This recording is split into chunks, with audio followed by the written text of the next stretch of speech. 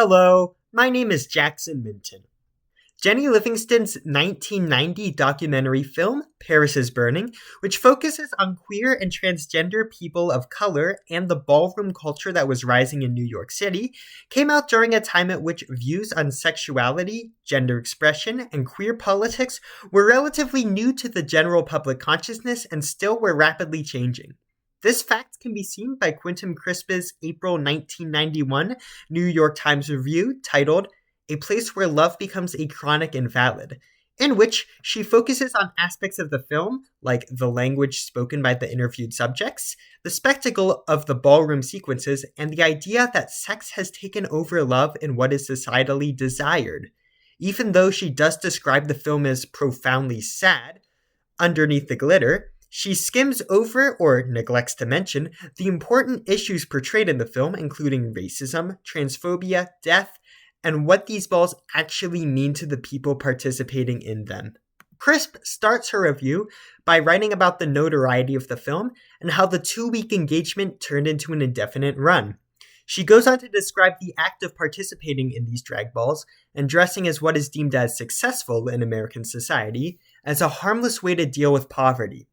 She then responds to a criticism of the film made by the British newspaper The Times, which criticized the subjects for not speaking correct English, by explaining how it was natural for the queer community of color, being excluded from the mainstream, to develop their own terminology, and notes that the film did an adequate job at explaining what this language meant.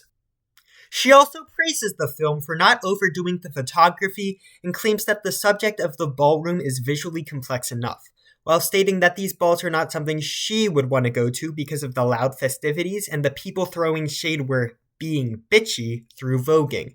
Though that remark did read as a joke, Crisp seems to enjoy a visual form that doesn't drown out the world with its complexity. Crisp spends the last few paragraphs of her film talking about how the role of sex in society has changed.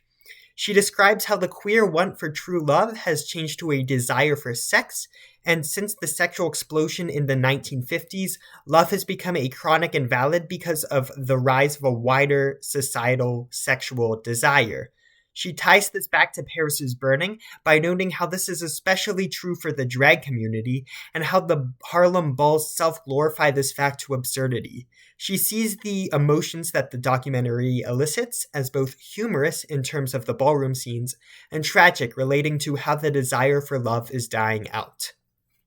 The most notable issue with Crisp's review is just how much she ignores or skims over very important aspects of Livingston's film. Crisp does state, quote, Miss Livingston says that her work is political. She means that she sees the antics of the people in the film as a reaction to lifelong social oppression that her picture obliquely but empathetically condemns. But, besides this quote, she spends most of her review focusing on the spectacle of the ballroom dances rather than the stories and experiences of the people that surround it. She falls into a trap that Bell Hooks points out as a flaw of Livingston's film in the 12th chapter of her book, Black Looks, Race and Representation, titled, Is Paris Burning?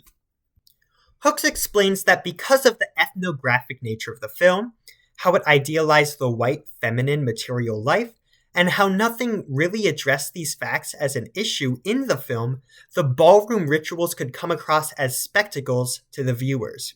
One could argue that Crisp's review is evidence for that point, and I would agree with them on that.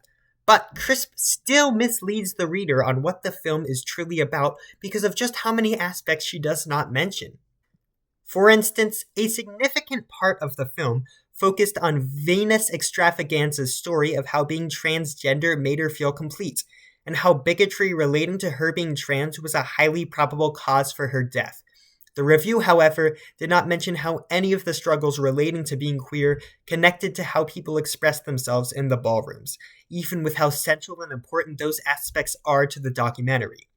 Additionally, she does not mention the aspect that communities surrounding these balls acted as families to queer people whose identities were not welcomed at home.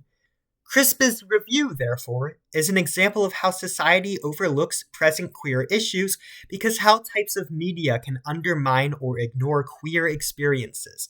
Crisp reviewed the film more as a spectacle rather than a piece that shares valuable human experiences and stories. Thank you.